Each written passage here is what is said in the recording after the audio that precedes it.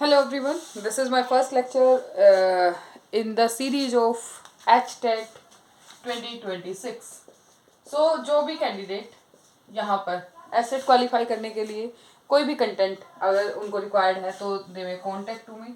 तो ये जितने भी सब्जेक्ट मैंने यहाँ पर मेंशन किए हैं ये बेसिकली मोस्ट इंपॉर्टेंट वन जिनसे आपके मैक्सिमम क्वेश्चन है वो पूछे जाते हैं, ठीक है। और भी बहुत सारे यहाँ पर मैं अगर बात करूँ बेसिक्स जिसके अंदर आपका एमएस ऑफिस से चारों के चारों part Word Excel PowerPoint Access यहाँ से क्वेश्चन बनते हैं आपके। ये वाला जो पार्ट होता है आपका बेसिक्स वाला, इसका बेसिकली हमें लगता है कि that we don't required, but ये जो आपका पार्ट है ये आपके कम से कम भी 10+ क्वेश्चन कंटेन करता है।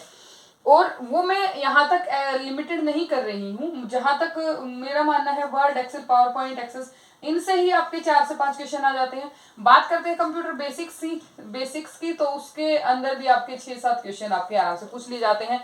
तो 10 से 12 का एक जो मार्जिन है सब्जेक्ट्स के क्वेश्चन का वो आपका बेसिक से कवर हो जाता है। जहां तक हम बात करते हैं एचटेट की तो आपको पता है कि 60 मार्क्स का आपका कंप्यूटर साइंस आता है और बाकी जो आपके बच गए दैट 90 मार्क्स वो आपके आते हैं जनरल, ठीक है। और जनरल में आपके वही बेसिकली जीके हो गया आपका। क्या क्या होता है अगर किसी को नहीं पता है जनरल पेपर के अंदर तो वहां पर आपका होता है जीके, आपका होता है रीजनिंग, आपका होता है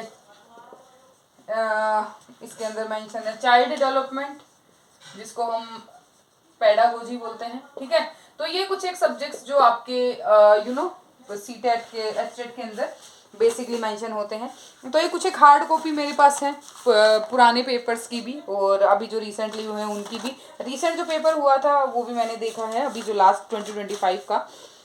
सो अगर मैं बात करूँ यहाँ पर अगर आपका इन सब्जेक्ट्स के ऊपर अगर आपकी पकड़ अच्छी है, अगर आपको लगता है कि हाँ ये सब सब्जेक्ट मैंने पढ़े हैं तो बेसिकली आपको सिर्फ ज़रूरत है इन सब्जेक्ट्स के लिए थोड़ा सा कंसेप्चुअल थिंकिंग करने की। कंसेप्चुअल में हम बात करते हैं कि अगर आपने मान लो नेटवर्किंग में सब्जेक्ट्स पढ़े हैं, अगर मान लो आपने डीबीएमएस में सब्जेक्ट्स पढ़े हैं तो उन टॉपिक से अगर आपको टॉपिक का कंसेप्ट क्लियर है, फॉर एग्जांपल अगर मैं डीबीएमएस में एक छोटा सा एग्जांपल देती हूँ कि डीबीएमएस में अगर आपको नॉर्मलाइजेशन जो आपका टॉपिक है वो आपको अगर अंडरस्टैंड है देन आप इस नॉर्मलाइजेशन के अंदर अगर मैं बात करूं कि 2NF 3NF कोई भी फॉर एग्जांपल, ठीक है।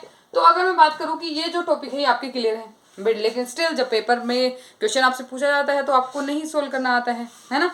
तो यहाँ पर एक ओवरऑल अगर मैं बात बोलूँ तो ये कि ये जो पर्टिकुलर टॉपिक्स जिनसे आपको लगता है कि आपको अंडरस्टैंडिंग है उन सब्जेक्ट्स की उन टॉपिक्स की but still you can't solve the question. तो यहाँ पर हम बात करेंगे बेसिकली कंसेप्ट्स के ऊपर और क्वेश्चंस के ऊपर कि इस पर्टिकुलर टॉपिक से अगर मैं नॉर्मलाइजेशन के सिर्फ 2NF की बात करूं तो उसके अंदर कैसे क्वेश्चन बनते हैं और उनको कैसे सोल्व करना है।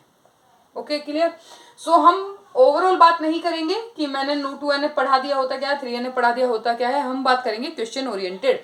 सो मेरी जो अप्रोच है वो रहेगी रिवर्स, ठीक है। रिवर्स अप्रोच का मतलब क्या है कि पहले हम क्वेश्चन उठाएंगे प्रीवियस ईयर से या किसी भी कम्पिटिटिव एग्जाम से, जैसे अभी EMRS हुआ था, कोई सीटेट हुआ था, कोई भी एग्जाम फॉर एग्जांपल जिसमें कंप्यूटर से रिलेटेड क्वेश्चन पूछे जाते हैं इस लेवल के, तो कोई भी क्वेश्चन उठाएंगे उसके थ्रू हम उस क्वेश्चन के टॉपिक तक या कोर तक जाएंगे कि ये जो क्वेश्चन है ये इस पर्टिकुलर टॉपिक से कैसे बना है।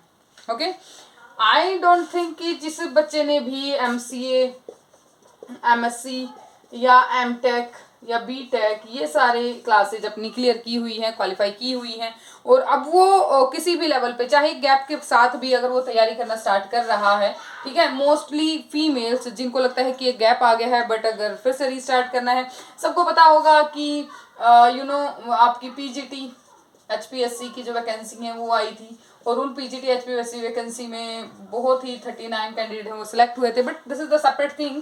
बट मैं तुम्हें बता रही हूँ कि फिर से PGT की जो वो एडवर्टीजमेंट है वो दोबारा से रिलीज हो गई है ना। तो एक होप रहती है कि अगर हमारे पास एस्टेट होता है तो हमारे पास कोई ना कोई vacancy at least we are able to apply, है ना।